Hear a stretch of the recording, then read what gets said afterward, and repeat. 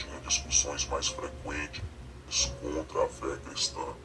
A Igreja Católica promoveu uma terrível matança numa guerra absurda contra a religião islâmica. Alguns terroristas muçulmanos chegam a afirmar que os seus ataques terroristas de hoje são uma vingança por tudo aquilo que os cristãos fizeram nas cruzadas. Então nos perguntamos, o que será de tão terrível que aconteceu no período das cruzadas? A maioria das pessoas envolvidas nas cruzadas não eram realmente cristãos, apesar de afirmarem que eram. O nome de Cristo foi abusado, mal usado e blasfemado pelas ações de muitos cruzadores.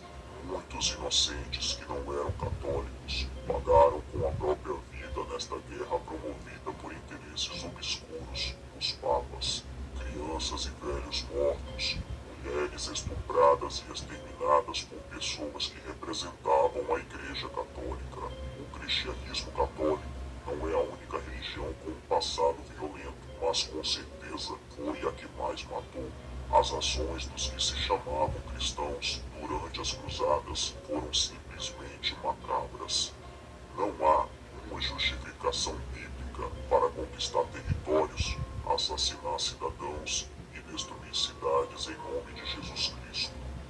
Mas como o conhecimento das escrituras sagradas da Bíblia eram restritas somente aos líderes da Igreja Católica, os cristãos verdadeiros que foram para as cruzadas não tinham como saber que de santa essa guerra não tinha nada. As cruzadas eram brutais e perversas. Muitas pessoas foram forçadas a se converterem ao cristianismo católico. Se elas se recusassem, acabavam sendo assassinadas.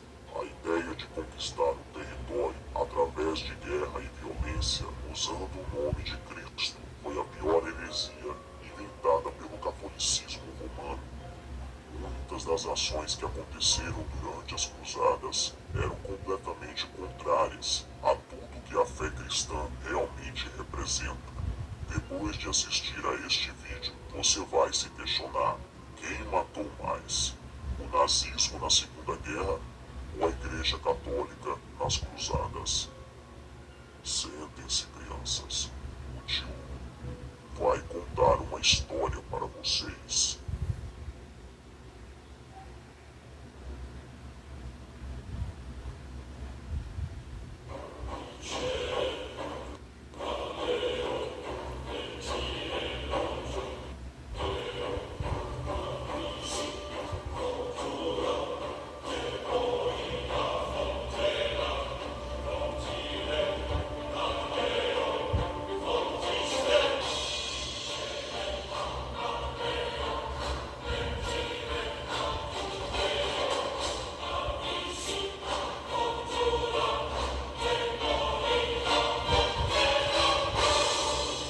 O lado obscuro da Igreja Católica.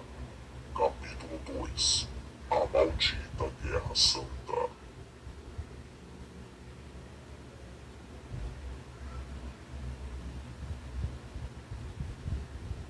Como vimos no capítulo anterior da série, a Igreja Católica ela foi fundada simplesmente para representar interesses políticos de Roma, pois acreditava-se que com a religião se dominaria as massas com mais facilidade.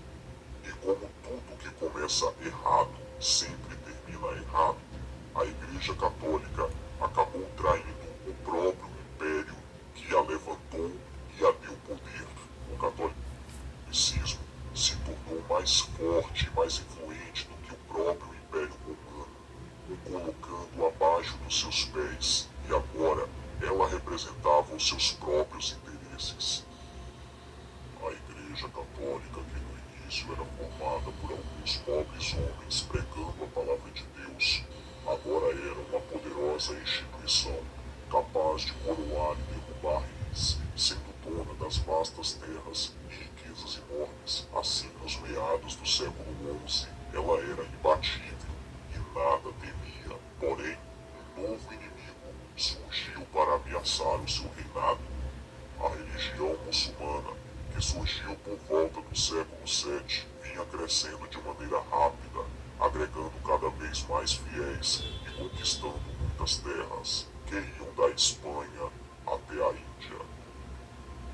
Vendo isso, a Igreja Católica resolveu tomar alguma atitude e assim surgiu o que todos conhecemos como a Primeira Cruzada.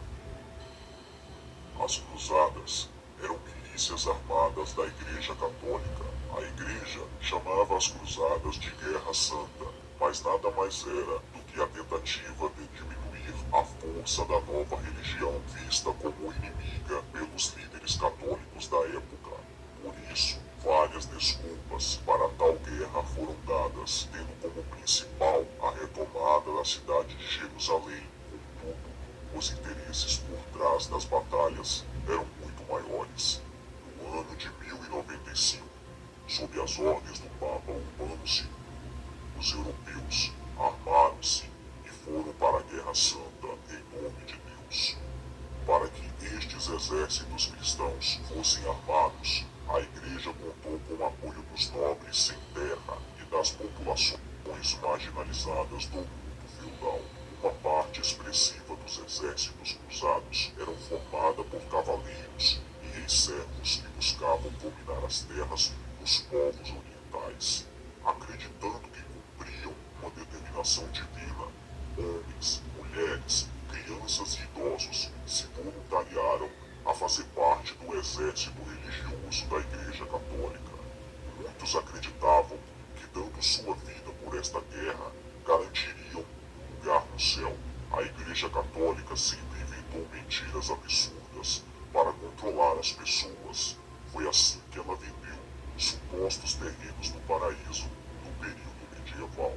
E assim começou um dos maiores e mais prolongados confrontos religiosos da história. Foram quase 200 anos de guerra entre católicos e islamitas. De um lado, cristãos acreditavam que, matando em nome de Deus e da Igreja, iriam garantir um lugar no céu e estariam fazendo a vontade do Senhor.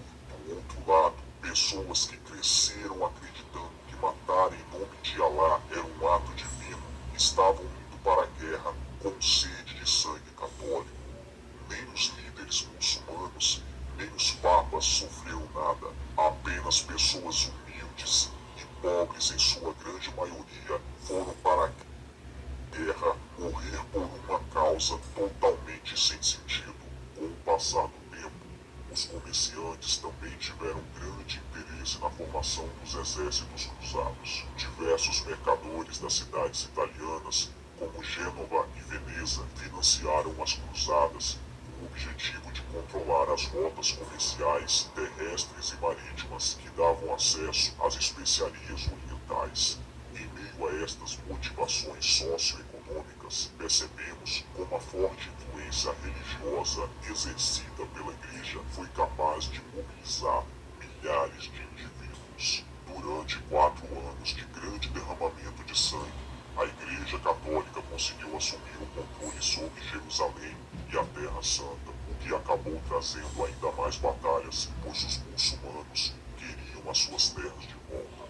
A Igreja agora era um poder econômico, territorial e bélico maior do que muitos reinos europeus. Todo esse poder começou a transformar a instituição religiosa, que deveria apenas pregar a palavra de Deus, em uma monarquia comandada por tiranos mesquinhos.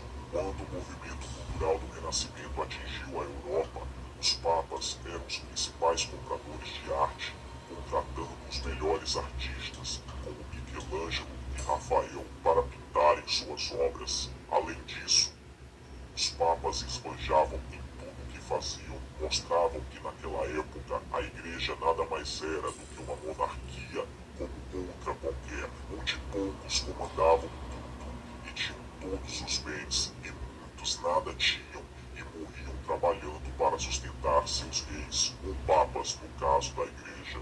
Os papas, que deveriam ser os principais representantes de Deus na Terra, agora eram corruptos e tinham diversas amantes, e alguns eram tão violentos que até mesmo os reis temiam. A Igreja Católica havia perdido totalmente seu propósito, e como se não bastasse, ela ainda iria criar algo que ia usar contra seus inimigos. Em um dos movimentos momentos mais cruéis da história, ela criou um tribunal para julgar seus inimigos, no qual eles não poderiam se defender, a Inquisição. Veremos essa história de julgamentos injustos e terríveis sentenças de morte em nome de Deus no próximo capítulo de O Lado Obscuro da Igreja Católica, a Diabólica Santa Inquisição.